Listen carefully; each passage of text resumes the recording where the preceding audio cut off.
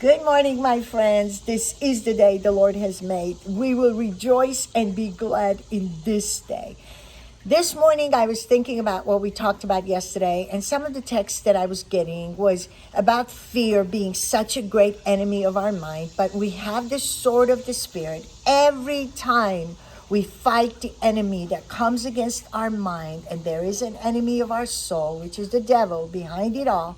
He sends these darts of doubting, of fear, of despair, of anguish, of worry, things that come against our minds. We fight it with the Word of God every time. And growing up, we always talked about the people in the Bible because they were real people with real problems, but they had the God that we serve today also.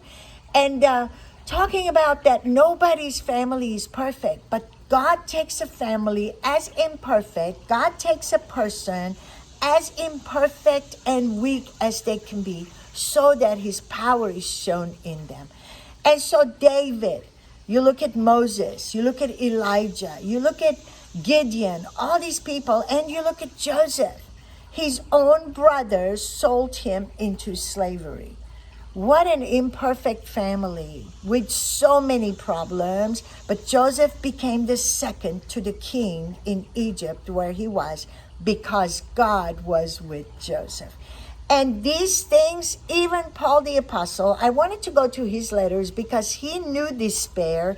He knew being beaten. He knew being left alone, being rejected by people. And he wrote in 1 Thessalonians chapter 5, verse 16, rejoice evermore.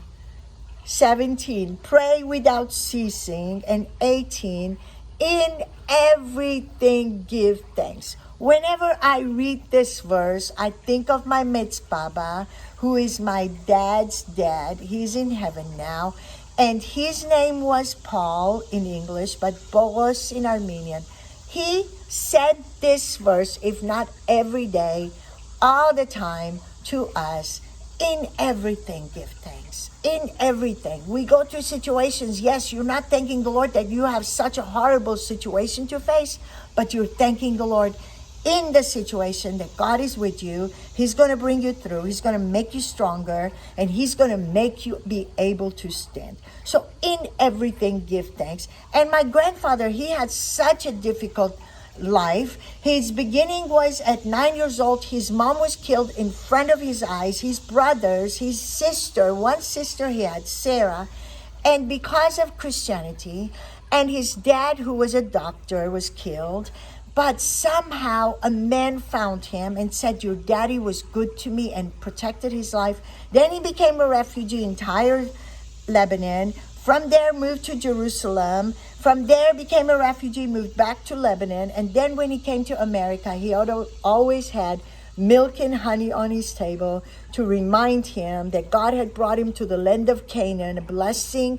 And he's the one that said, in everything give thanks. And I went to the life of Jesus because he did things for purpose so we could read also and be encouraged today. In Matthew 14, Jesus has just fed the thousands with the loaf of loaves, 5 loaves and 2 fish. And he is telling his disciples in chapter 14, verse 22, straightway he told his disciples to get into the boat and go to the other side. Constrained them, put them in the boat, and sent them on. And he went up to the mountain to pray. Jesus, when the devil came to Jesus even, he sent those darts. If you are the Son of God, if you can. It was always the doubts that were coming, but Jesus stayed against the devil, and we have to resist the devil.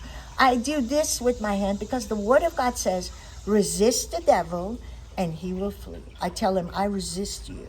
The minute he starts sending these thoughts into my mind, I take them captive to the obedience of Christ and I resist him. And this is where Jesus is on the mountain praying. The disciples are in the middle of the sea. The waves start coming against the boat, and it is dark. And Jesus sees them and went to them walking on the sea. I believe that totally. Jesus walked on the Sea of Galilee from one mountain to the other side, and he came to them. And when they saw him, they thought it was a ghost. So they cried out in fear. The Lord somehow made them go into the boat, went into the sea, so they could face a fear they had. And fear because these were disciples, yes, but they were also fishermen. They must have had fears of the waves, fears that one day they're going to die in the waves, that storms were going to come up and they were going to be perishing. And in this story, Jesus comes to them. As soon as they cry out in fear, Jesus said, "Be of good cheer. It is I. Be not afraid."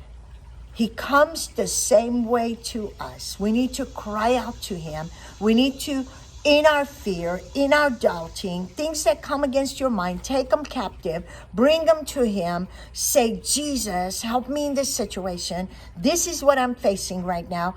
I have this verse, and I love this verse. I shared it yesterday. I'm always carrying it. Have a word of God. Write it out, what he has given you. I love this verse from Deuteronomy 31:8, and it says, "He is the one that goes before you. He is the Lord that says to you, do not fear, do not be dismayed, for he will not leave you nor forsake you." So I always like to have something that I can grab on to the Word of God, because it says in Isaiah chapter 9, it says, "For unto us a child is born." That was Jesus that was born as a child, as a baby. "Unto us a son is given," the Son of God, that when he comes into your life, "the government shall be upon his shoulders, and his name shall be called Wonderful, Counselor, Mighty God, Everlasting Father, and he is the Prince of Peace." Let him speak peace to your situation, peace to your mind, peace to your heart, peace in your home, in your family, whatever you're facing today. Cry out his name. He is right there. He hears you. Cry out his name, Jesus, and let him come and bring peace to the things that bring fear to your life. So be blessed today with the peace of the Lord.